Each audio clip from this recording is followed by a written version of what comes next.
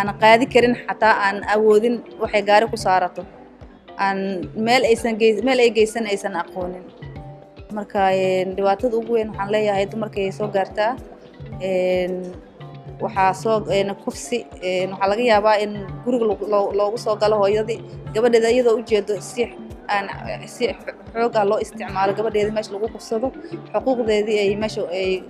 sumcadeedii meesha lagu baabiyo xuquuqdeedii meesha ku weyso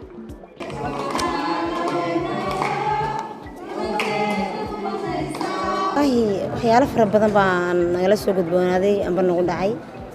aniga kula hadlaya wadano badan oo hadda dhulka Kenya kamid ah soo maray markii hadda dagaalada Soomaaliya dhaceen oo macnaha muddo laga soo wareegay markii hore qof iska yar baabanaha hatta dhibaatooyin fara badan gabdha anaga qayb kamid ah libaaxa baa dafay gabdha xabada ku dhacay anaga xuduudka Soomaaliya ka talaabayna abqalada fara badan naga soo gaaray iyadoo Kenya aan joognay markii liba Soomaaliya aan joognay kadib liba Kenya aan tagnay waxaan u gudbaynay dhinaca Kenya inaan galay ilaa Nairobi socdo fara badan aan marnay dad badan aan ahayn wax dhaawacmay waxa badan ku dhaceen wixii marka intii dhimatay amba intii dhaawacantay amba intii libaax naga qaaday intii kale waan iska soo noqonay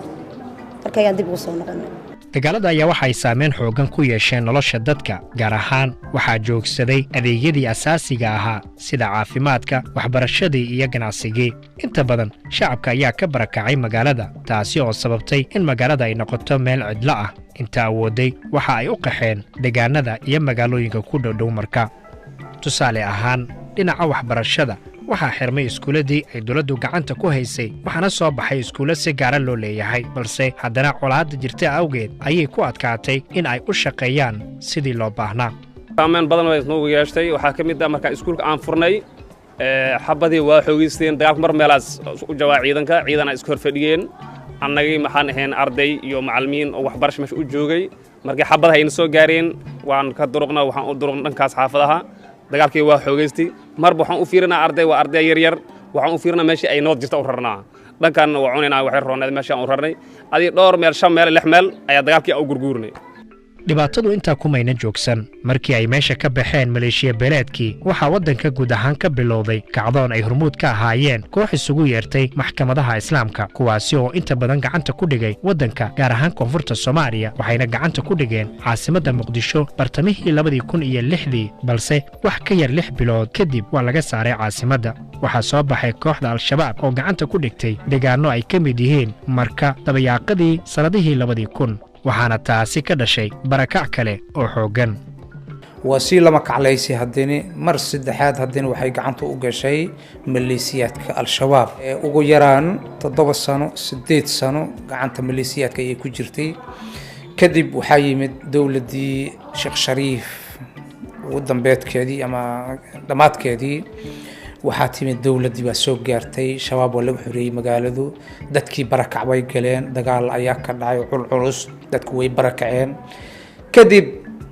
dawladii hadin way ka baxday gacan maleeshiyaad oo shabaab hadin mar labaad ay ku soo noqotay haddaba si loo helo nabad kala dambeyn iyo xasilooni waxaa laga maarmaan noqotay in la isu keeno oo dib u heshiisiin loo sameeyo beelihii muddada badan ku dagaalamayay magaalada nabadoono ayaa arrinkaasi loo xilsaaray kuwaasi oo bilaabay in ay isu keenaan dadkii islaayay hase yeeshee hawshaasi ma aysan ahayn mid sahlan sababtoo ah waxaa dadkii saameyn xoogan ku yeeshay dagaalada soo noqnoqday sidoo kale waxaa dagaalada inta badan ku lug yeeshay dhalinyaro intooda badan aan diyaar u ahayn in ay tala ka dhageystaan odayaasha maamulka cusub ee loo sameeyay magaalada marka ayaa mas'uuliyad iska saaray in uu ka shaqeeyo nabadda dib u heshiisiinta iyo isdhexgalka bulshooyinka waxaa la guda galay bilooyin laga shaqeynayay dib u heshiisiinta iyadoo dadkuna ay bilaabeen in ay dib ugu soo laabtaan guryahooda annaka oday ahaan dadkii ina wacyigelinayo uu talgal dadkii in la iskugu keeno aan garan waxaan la sameeyay golo odayaal si hadda waxaan dhibaatada ay noogu timaado si aan iskaga kaashan lahayn tuulo horta tabliiq kale ina marno ina tabliiq u marno tuulo si dadkii isku yimaadaan way tuuladii hal famil ma degana beledkii hal famil ma degana tuulooyinka hal famil ma degana waa dad isku Mexican bilooyin kadib waxaa lagu guulaystay dadaaladii dib u heshiisiinta waxaana dib u soo noqday bilicdii magaalada amniga ayaa la sugay dadkiina waxa ay bilaabeen inay dib u bilaabaan ganacsigoodii iyo in ay raadsadaan nolol maalmeedkoodii isdhexgal wanaagsan ayaa loo sameeyey beelihii dirirsanaa sannadooyin badan nabadduna waxa ay ku fiday deegaanada kale ee shabeellada hoose reerihii halkaan runtii muddada faraha badan isku haystay waxaa laga gaaray horumar fiican dadkii way saamaxeen way heshiiyeen maanta waxay diyaar u yihiin inay wax wada qabsadaan hay-adaha amniga runtii oo halkan ka shaqeeya ayay ka wada mid yihiin maamulka halkan ka dhisan ayay ka wada mid yihiin dadka ololaha nadaafadda iyo waxbarashada iyo caafimaadka in degmadan dib loogu soo nooleeyo runtii iska kaashanaya ka wada mid yihiin iyadoo marka ay dib uga soo kabanaysa dhibaatooyinkii iyo dagaaladii ay soo martay ayaa dadka deegaanku waxa ay rajaynayaan in mar kale aanan dib loogu noqon mushkiladihii la soo maray waxa ay ku faraxsan yihiin in haatan ay guranayaan midhihii dib u heshiisiinta nabadda iyo xasilloonnida wax dhib aan ku qabno magaaladan marka ma jiro markaan ku dhashay aabayaa ku dhashay awoowayaa ku dhashay marka alxamdulillaah aad iyo aad ay u maxsan tahay nabadgelyo aan ku qabnaa wax dhib aan ku qabno ma ila aha in lagu noqon doono ma ila aha